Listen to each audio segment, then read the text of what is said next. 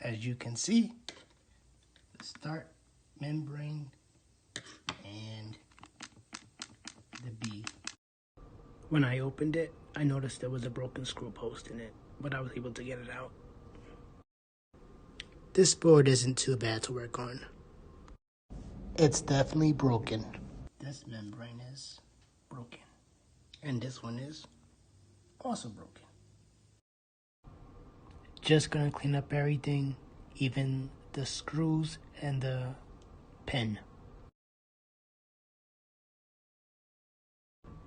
A huge night and day difference.